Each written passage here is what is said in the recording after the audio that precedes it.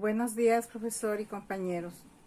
Hoy voy a hablar sobre los cambios y permanencias políticas, económicas y sociales que ocurrieron en el Perú en 1930 y 1990 y cómo estos procesos influyeron en la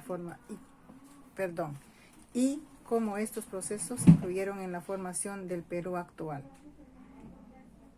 A mi parecer, este tiempo histórico se caracterizó por una permanente tensión entre el cambio y la comunidad, mientras se impulsaron reformas modernizadoras que buscaron integrar y desarrollar al país.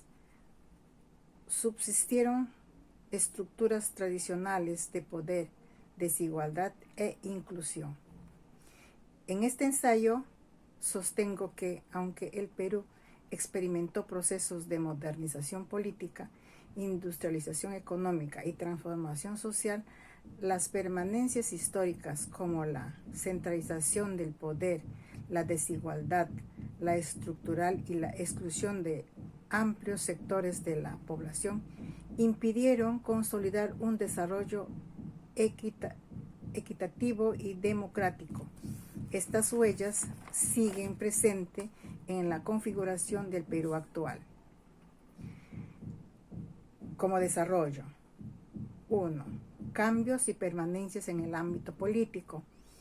Desde 1930, la política peruana estuvo marcada por una constante inestabilidad. Tras la caída del presidente Augusto B. Leguía, el país ingresó a una etapa de conflictos entre proyectos autoritarios y democráticos. El gobierno de Luis Miguel Sánchez Cerro y posteriormente el de Óscar R. Benavides reflejaron el predominio de los militares en la conducción del Estado, una tendencia que se repetiría en distintas etapas del siglo XX. Durante esta década siguientes surgieron movimientos políticos que intentaron ampliar la participación ciudadana, como el APRA y las fuerzas de la izquierda, aunque frecuentemente fueron reprimidos y perseguidos. La alternancia entre gobiernos civiles y militares, como los regímenes de Odría 1948 y 1953 y Velasco Alvarado en 1968 y 1975, muestran una clara permanencia. La dificultad para consolidar instituciones democráticas, establecer y estables y representativas. El gobierno de Juan Velasco Alvarado representó un cambio significativo al promover una profunda reforma agraria, nacionalizar recursos estratégicos y buscar la integración de las clases populares al Estado. Sin embargo, el autoritarismo y la falta de apertura política limitaron el impacto de estas transformaciones. Con el retorno de la democracia en 1980 bajo Fernando Belaúnde Terry,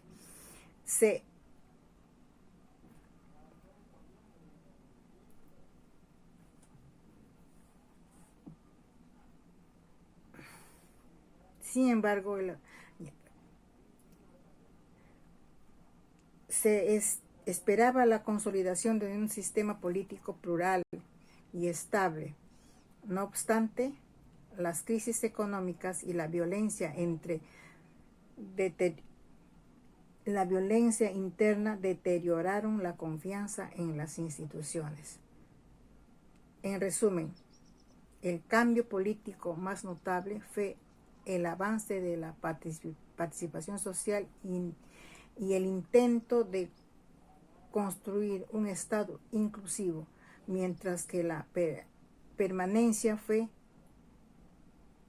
la frágil institucional y la centralización del poder en Lima. Estas tensiones aún se reflejan en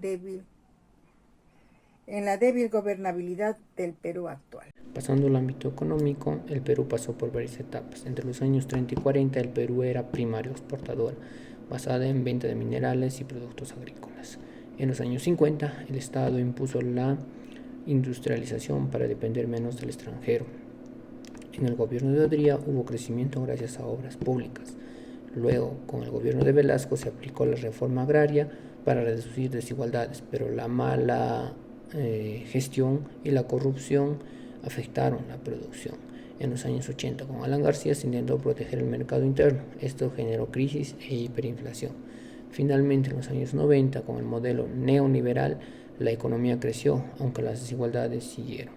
En resumen, el Perú se modernizó, pero la dependencia externa y desigualdad económica permanecieron. Pasando al ámbito social, en lo social hubo grandes transformaciones. Entre los años 1940 y 1980, mucha gente migró del campo a la ciudad, especialmente a la ciudad de Lima, lo que hizo crecer los barrios populares y la diversidad cultural. La reforma agraria buscó mejorar la vida de los campesinos, pero no lo resolvió. La pobreza rural y las migraciones continuaron.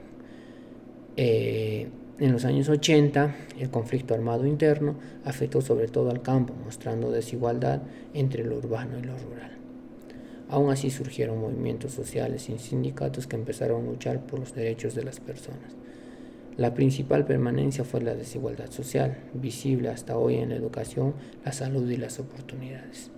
En conclusión, entre los años 1930 y 1990, el Perú cambió mucho, pero tuvo problemas antiguos. En la política hubo golpes de estado, en la economía desigualdad y dependencia, y en lo social brechas entre el campo y la ciudad.